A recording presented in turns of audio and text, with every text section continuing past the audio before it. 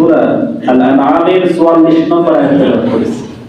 আল্লাহ তাআলা আয়াতে বলেন, ফালাম্মা নাসু মা যুকিরু বিহি, আমি তাদের জন্য উপদেশ দিয়েছিলাম, তাদের জন্য সতর্কবার্তা আমি দিয়েছিলাম, কিন্তু সেই সতর্ক বাণী তারা ভুলে গেল। ফালাম্মা নাসু, অতঃপর তারা ভুলে বসলো মা যুকিরু বিহি, এবং তাদেরকে যে উপদেশ বাণী আমি দিয়েছিলাম সেই উপদেশ বাণী তারা বেমালুম ভুলে গেল, মনে রাখলো না আমার উপদেশ বাণীকে। কি করলো? ফাতাহনা আলাইহিম, তারা যখন উপদেশ বাণী বলে ইচ্ছা মতো খেল তামাশায় লিপ্ত হয়ে গেল, আমিও সুযোগ দিয়ে দিলাম। ফাতাহনা আলাইহিম আবওয়াবা কুল্লি শাই, তারা যে জুলুম নিয়ে, অন্যায় অবিচার নিয়ে লিপ্ত হয়ে গেছে, আমিও সব দরজাগুলো তাদের জন্য খুলে দিলাম। তাই জালিমদের জন্য আল্লাহ তাআলা দরজা খুলে দেন। ফাতাহনা, খুলে দেন আলাইহিম, তাদের জন্য আবওয়াব, সমস্ত দরজা। বহু বছর এখানে আবওয়াব হলো, বাব হলো এক বছর এক দরজা, আর আল্লাহ এখানে ভাষা দিয়েছেন কি? আবওয়াব, অগণিত দরজা তাদের জন্য খুলে দেন পাপের, যাতে করে পাপের ভার তাদের ভারী হতে থাকে। সমস্ত দরজাগুলো যখন তাদের জন্য খুলে দেয়, তারা যখন খেল তামাশায় আর ইচ্ছা মতো নফসের তামাশায়, নফস পূজায় লিপ্ত হয়ে থাকে, তখন আল্লাহ হঠাৎ কি করেন? হাত্তা ইদা ফারিহু বিমা উতু আখাযনাহুম বাগতাম, তারা যখন এই খেল তামাশায় লিপ্ত থাকে, তখন আল্লাহ তাআলা আখাযনাহুম বাগতা, তখন তাদেরকে হঠাৎ করে আকস্মিকভাবে তাদেরকে ধরে ফেলেন। আকস্মিকভাবে ধরেন, যার কারণে আর কোনো পথ খুঁজে পায় না, আর চেয়ারে বসার সুযোগ থাকে না, দেশের মধ্যে থাকার সুযোগ থাকে না। এমন ভাবে ধরেন যে দেশ ছেড়ে কোথায় পালাবে আর খুঁজে পায় না, পথ খুঁজে পায় না। এমন ভাবে আল্লাহ তাআলা ধরেন জালিমদের, সব জালিমদেরকে এভাবে ধরেছে। তাহলে প্রথমে কি করেন? জালিমদেরকে সুযোগ দেন, অপরাধের দরজা খুলতে থাকে, শুধু ছাড়তে থাকে। আল্লাহ ছেড়ে দেন, ছাড় দেন কিন্তু ছেড়ে দেন। আল্লাহ ছাড় দেন কিন্তু ছেড়ে দেন না, একেবারে শুধু ছাড়তে থাকে। কিন্তু যখন তাদের শেষ মুহূর্ত এসে যায়, হঠাৎ করেই তাদেরকে আক্রমণ করা হয়। হঠাৎ করে ধরেন, বাবুদা হঠাৎ করে যখন ধরে, তখন তাদের উপায় কি হয়? ফাইদা হুম মুবলিসুন, তখন তারা বলতে থাকে যে হাই কি হয়ে গেল, হাই কি হয়ে গেল, কি ঘটে গেল? আমি তো ক্ষমতার আসীনে এত বছর ধরেছিলাম, আমার পাওয়ার তো এত বিস্তার লাভ করেছিল, কিন্তু হঠাৎ কি হয়ে গেল? আমি কোথাও বসার স্থান পাচ্ছি না, হঠাৎ কি হয়ে গেল? আল্লাহ তাআলা এখানে বলে দিয়েছেন ফাইদা হুম মুবলিসুন, তারা তখন শুধু হাই হতাশ করতে থাকে যে হাই কি হয়ে গেল, হতাশ হয়ে যায় যে কি হয়ে গেল। এত পাওয়া বছরের পর বছর ধরে রেখেছি, নির্মম ভাবে সত্যান্বেষী, সত্য পথের পথিকদেরকে অন্যায় ভাবে হত্যা করেছে। সেই বাশার আল আসাদ আজকে সিরিয়ার ভূমিতে তার জায়গা নেই। তাহলে এইভাবে সিরিয়ার বিজয় আল্লাহ তাআলা দান করছেন। তাহলে সিরিয়া হবে পবিত্র ভূমি। এজন্য রাসূল সাল্লাল্লাহু আলাইহি সাল্লাম বলেছেন, এই পবিত্র ভূমিতে যখন খেলাফত লাভ করবে, তোমরা জেনে নেবে যে কিয়ামত হলো নিকটবর্তী। তাহলে পবিত্র ভূমিতে জালিমের পতন হয়ে মুজাহিদিনদের বিজয়, মানে এটা কিয়ামতের আলামত, যে কিয়ামত ধ্বংস নেমে আসছে, জালিমের ধ্বংস নেমে আসছে। এবং কিয়ামতের শেষ সময়ের যে বিশাল বিজয়, কিয়ামত নিকটবর্তী মানে কি? মুসলিমদের আবারও বিজয় হবে। এখনো এক হেদায়েতপ্রাপ্ত নেতার অপেক্ষামান গোটা মুসলিম বিশ্ব, ইমাম মাহদীর সবাই আশায় মুখ পেতে আছে যে কখন তারা আবির্ভাব করবে। এবং আরো এক নবী এই জামানায় আবির্ভাব করবেন, যিনি আসমানে আছেন, আল্লাহ তাআলা আসমানে তুলে নিয়েছেন। এই আসমান থেকে এই জমিনে নামবেন, এটাও হলো মুসলিমদের বিজয়ের এক সূচনা। সুবহানাল্লাহ। এটার জন্য অপেক্ষামান গোটা মুসলিমদের। খিলাফত লাভ করেছে কিয়ামত নিকটবর্তী মানে কি? এই সমস্ত আলামতগুলো ঘটার সময় নিকটবর্তী। এরপর সহিহ তিরমিজিতে রাসূল সাল্লাল্লাহু আলাইহি ওয়াসাল্লাম বলেছেন, সিরিয়ার মানুষেরা যখন খারাপ হয়ে যাবে, যখন তাদের মধ্যে খারাপ দিক বেশি হয়ে যাবে সিরিয়ার মানুষেরা, তখন বুঝে নেবে গোটা পৃথিবীতে সব পছন্দ ধরবে। যেমন দেহের ব্যাপারে রাসূল সাল্লাল্লাহু আলাইহি সাল্লাম বলেছেন, একটা দেহের হৃৎপিণ্ড যদি নষ্ট হয়ে যায়, কারো অল্প যদি পচে যায়, তাহলে তার গোটা অঙ্গটাই পছন্দ ধরে, তার সব শেষ হয়ে যায়। আর যার কলব সুস্থ থাকে, তার গোটা অঙ্গ থেকে ভালো কাজ, সব কাজ হওয়ার আশা রাখা যায়। কিন্তু যার কলব পচে যায়, কলব নষ্ট হয়ে যায়, তার গোটা অঙ্গ থেকে ভালো কাজের আর আশা থাকে না। সিরিয়াকে এরকম গোটা পৃথিবীর হৃৎপিণ্ড বলা হয়েছে। যে যখন দেখবে যে সিরিয়ার মানুষ খারাপ হয়ে গেছে সব, তখন গোটা বিশ্বের মানুষ খারাপ হয়ে যাবে। আর সিরিয়ার মানুষ যতদিন ভালো থাকবে, বুঝে নেবে যে গোটা বিশ্বে ততদিন পর্যন্ত ইসলামের আলো থাকবে। সুবহানাল্লাহ। এই হিসাবে গোটা বিশ্বের কেন্দ্রভূমি সিরিয়াকে বোঝানো হয়েছে। মক্কা মদিনার চাইতে বেশি অগ্রাধিকার দেওয়া হয়েছে সিরিয়া ভূমিকে। এরকম অগণিত হাদিস আছে, সবগুলো বলে শেষ করতে পারবো না। এজন্য সিরিয়ায় এখন মুজাহিদিন আছে, তাদের তেজ আছে। এই যে জোলানি, যে মাস্টার মাইন্ড, জালিম পতনের যে মাস্টার মাইন্ড, এর চেহারা দেখলে বোঝা যাচ্ছে যে ইমানের তেজ কতটা। চেহারা দেখলে কিছু মানুষের চেহারার মধ্যে কি আছে, আকর্ষণ আছে, যে চেহারা দেখলেই বোঝা যাবে যে ইমান তাজা হয়েছে। সুবহানাল্লাহ। তো এই যে মুজাহিদিনদের যে মাস্টার মাইন্ড, তাদের যে হেড নেতা, তার চেহারার মধ্যে ওরকম একটা নূর আছে, যেটা বোঝা যায় যে এরা সত্যের নিশ্চিত হন, এরা সত্যের বিজয় চায়। এদের সামনে কোনো জালিম দাঁড়াতে পারবে না। অতি শীঘ্রই নেতানিয়াহুর পলায়ন অপেক্ষামান। তারও দেশ ছাড়তে, শুধু দেশ না, ওকে পৃথিবী ছাড়তে বাধ্য করা হবে অতি শীঘ্র।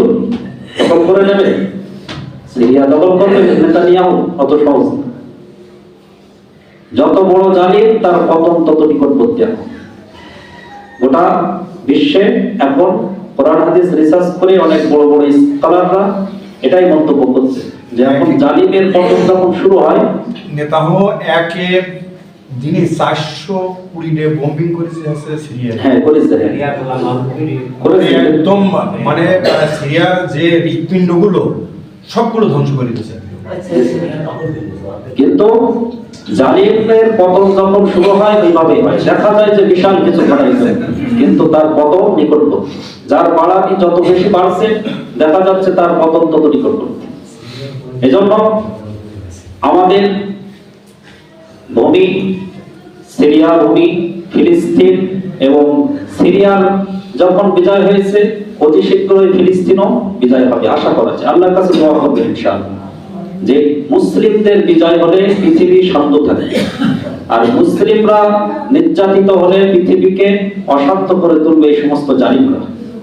এজন্য আল্লাহর কাছে আমরা দোয়া করি, আল্লাহ যেন জালিমদের পতন ঘটান এবং মুসলিম যারা সত্যের, যারা আল্লাহর দ্বীন জমিনে প্রতিষ্ঠিত করতে চায়, তাদের বিজয় যেন আল্লাহ তাআলা নিকটবর্তী করে দেন। আমিন।